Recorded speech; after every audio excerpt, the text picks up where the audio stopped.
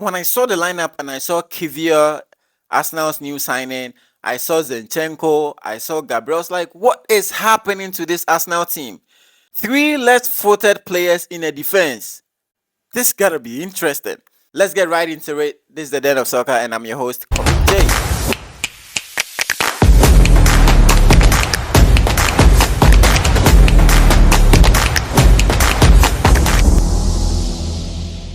After 3 disappointing results for Arsenal, the Gunners finally get a win in the London derby against Chelsea.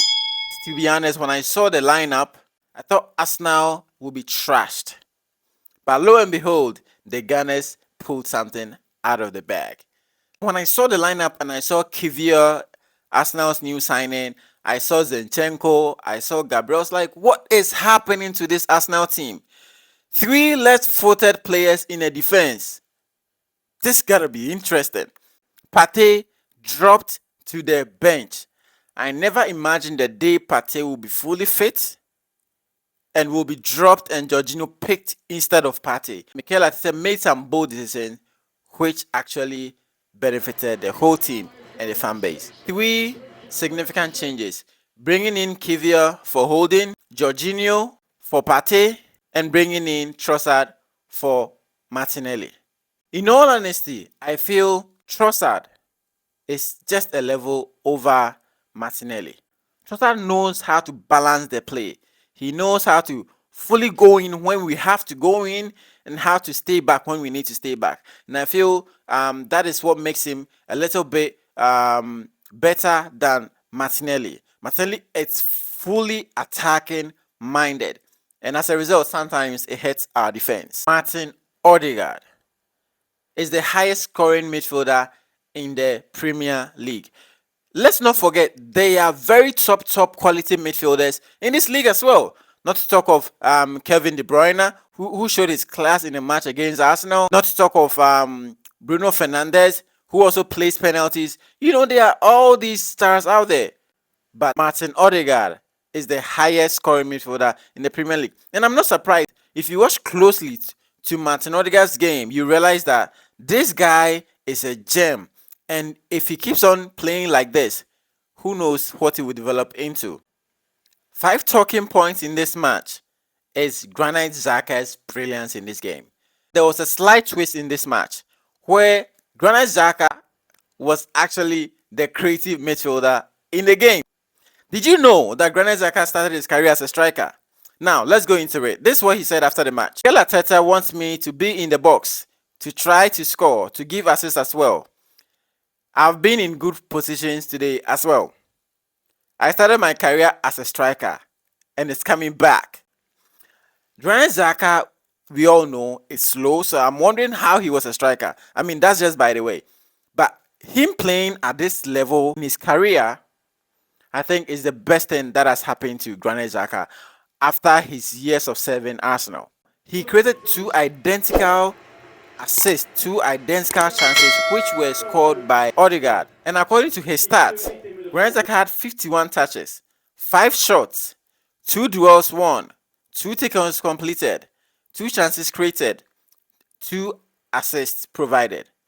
That is Granit Xhaka's stats in the match against Chelsea. I think this is one of his best stats in the league this season. And I think even in his career in total, because no match that I remember that Granit Xhaka has provided more than 1 assist. Gabriel Jesus scored against Chelsea today, which means that now Arsenal have 4 players scoring 10 plus goals in this league. And I'm surprised that it took Gabriel Jesus this long, and I can't blame him because of the injury that he had. But he has bounced back and he's had 4 goals in 5 appearances. This is one of the best stats Gabriel Jesus has had in the league this season. Another talking point that I hate to admit, as much as I do not like Mudryk, what we did to him by putting that is booing him is fine, but then putting a laser on his face, I think this is way out of that is our standard. That is a no. And whoever did that, I think should actually be found. Because this cannot be allowed in soccer. I still believe he's a good talent, and I still believe he has a future. Maybe not with Chelsea, but with another team. but I still believe he has a future. With the short minutes that he came on, I think he really had an impact where he created some chances which could have hurt Arsenal. So we booing him is fine because I mean he's worked for the Arsenal team and later on just went to the rival. So I mean it's good to boo him. It's okay to boo him. I mean, but putting laser on his face is to the extreme. Come on, Gunners. Come on. We are better than this. Another talking point is Aaron Ramsdale's brilliant performance. He saved us a couple of times this season, not a couple, a lot of times this season.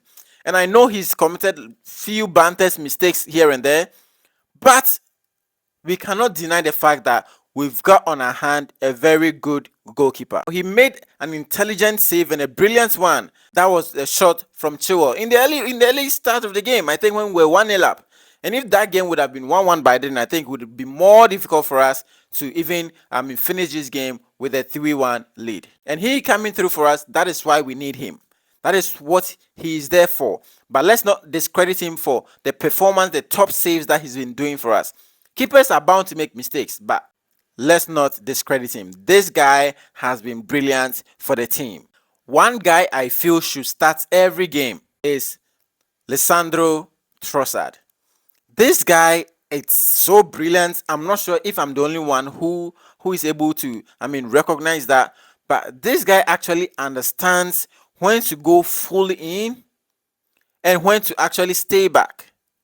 In the game against Chelsea, in this very game, if you watch the game closely, you realize that he's causing harms. When he has the ball, you don't even know where he's going to go, whether left or right. And that is causing so much havoc in the final third. And I think it's about time that in big games like the game that is coming up against Newcastle, that we deploy him in the midfield, where if Xhaka cannot match up the speed, we quickly take him off and then bring in that is Lisandro Trossard, someone who will provide a little bit of dynamic to our game.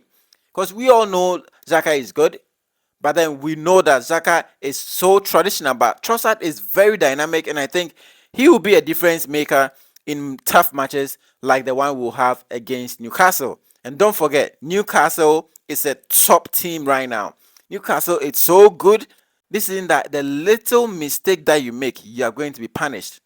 The strikers they have, it's no joke. Callum Wilson is a top striker. Not to talk of Isak and his individual brilliance and his tricky footworks. So in the match against Newcastle, I expect Mikel Arteta to play Trossard instead of Martinelli. You may have your opinion, but that's my opinion. Even if he's starting, that is Martinelli, I think Trossard should still find his somewhere in the midfield. I think he can play in Xhaka's position better than Vieira. I must say. Because Vieira against Southampton was tragic. I'm not also discrediting him for his abilities. I'm just saying that Lisandro Trossard is in a much better position to play before him. One other talking point is Ben White. If you watch that is our set pieces closely, you realize that Ben White is actually doing something in the box which nobody is talking about. And I think if you're an Arsenal fan, you should realize that. Recognize that. He stays in front of the goalkeeper, causing the goalkeeper not to be able to come out. If you look at the goal, the ball that was cleared by Thiago Silva on the goal line, you should know that it was all because Ben White was actually blocking two defenders and the goalkeeper from coming for the ball. And that is what almost led to the goal. This guy has been so good this season. It's just one or two games that he's not been able to play up to 90%, 80%. And I think one of those games was even against Man City, which, let me remind you that Grealish wasn't able to play his style of play because Benjamin Blanco was there. And I think although the whole team didn't perform well, but Benjamin Blanco is one of the exceptions in our match against that is Manchester City. Besides, that is the goal John Stones scored, which could have been avoided if he had just stayed a little bit late. But that is just one of those things. But Benjamin White has been brilliant for us this whole season. And there's no denying that fact. Did you notice that this is the best defensive line we've had since the injury to William Saliba? Kivia, although he's left-footed, but he actually played better than I expected him to play. And he's actually better than Rob Holding. in my opinion, because looking at the air balls that he was able to win, how he was able to pocket Aubameyang, I think he did a very decent job. Another talking point is Mikel Arteta's brilliance. We are not taking anything away from Mikel Arteta, but this change that he did, I believe, could have been done earlier. I believe that with the game against that is Liverpool, we could have played that is Kivior. With the game against West Ham, we could have played Kivior. With the game against Southampton, we could have played that is Kivior. And I think we would have won all those games. Looking at the goals we considered against Liverpool, I really felt like if we had William Saliba in there, we wouldn't have considered those goals. The same applies to that is West Ham, and the same applies to that is Southampton. Southampton should have been a team we would have defeated flawless with about 3 goals or 2 goals. I mean, anyone before the match, everyone was expecting us to trash Southampton by 5 goals. But look, our defense was so poor that we considered 3 goals before we were able to equalize. I mean, Holding is not good enough for the team. He's just not good enough. And I think we should rather cash in on him and get someone better and upgrade on him so that in case any of these things happen next season, we will know that we have that as a better replacement. Not like Rob Holding. I wouldn't have Holding in anytime soon. If I were him, I wouldn't have Holding in anytime, especially against Newcastle, who are very physical. I wouldn't have Holding in that game. Although we won against Chelsea, but we all know that Chelsea are not a good team right now. In terms of individuals, they have very talented individuals, but as a team, Chelsea are not a team. So if we beat them, I mean, I wouldn't be surprised, but then I expect us to go to Newcastle and beat them. Those are the kind of teams that those in the top 4 are the teams we need to start beating if we really want to get closer to Manchester City. If we're able to beat Newcastle, then I'm sure that within the remaining fixtures, I think 6 or 7 fixtures for Manchester City, they are definitely not going to win all of them because they have lots of matches to play within a week. And they are definitely going to flop in one of them. And when they flop, we'll just be there to take their spot. And listen, I know what everyone is saying, that Arsenal have bottled it. But looking at what we started from last season, I think we have overachieved really. We have really overachieved this season. And the boys are very disappointed that they couldn't, hold the lead. And they have made Manchester City overtake them. But this is football. Anything can happen. They just have to keep on fighting, as Martin Odegaard said. They have to keep on fighting every game and then forgetting and neglecting everything that's happening around them. Just play their game. Should not be pressured by whatever that's happening outside. Now that we are not being chased, we are the chasers now, and Man City should back it up. They better not flop, because if they flop, we'll just be right there in the corner to take the spot. To end this video, who do you think this summer transfer Arsenal should bring in terms of centre back? We need that as a defensive, that is midfielder, box-to-box midfielder, to be honest, like Declan Rice, or maybe just go back to chasing that is Caicedo, because Thomas Partey, I think he needs that is a competition. And if we are going to keep Jorginho, that is okay, but I will still need someone young enough because they are both, at their peaks. Jorginho, I think, has exceeded his peak. He's still a top player, but his peak is, way overdue. And talking of Partey is just at his peak. And then we need someone who can actually fill in case they are not there. We shouldn't wait till they are out of form before we start bringing or start thinking. This is very Arsenal-like, where we wait for a player to be really poor before we start thinking of replacement. I think that's what we should do. Let me know your thoughts on who you think we should sell, because for me, I believe Holding, we should sell Holding. Get Declan Rice in, get Diaby in, someone to challenge that is Bukayo Saka. Get those players in, because next season we are definitely playing Champions League, and we will need that squad depth in order to play these two competitions, still be able to go higher in the Champions League, and still be able to secure Champions League spot. If not win the league next season, we need good depth in this team coming next season. If you're not able to watch the match, even the statistics should tell you that Arsenal trashed Chelsea at the Emirates. Looking at possession, 55 for Arsenal, 45 for Chelsea. Shots attempts, 16 to that is more than twice that of Chelsea. We had 16 shots attempts, Chelsea had 7. We had 10 shots on target, Chelsea had 4. So basically, everything that Arsenal did is the past that is that of Chelsea. As we all realize that Aubameyang, as their striker, only had 5 touches before he was, subbed. he could tell you how bad Chelsea's team was. So I mean, we beating them is no surprise. But then, guess what? It's a London derby, and anything can happen in a London derby.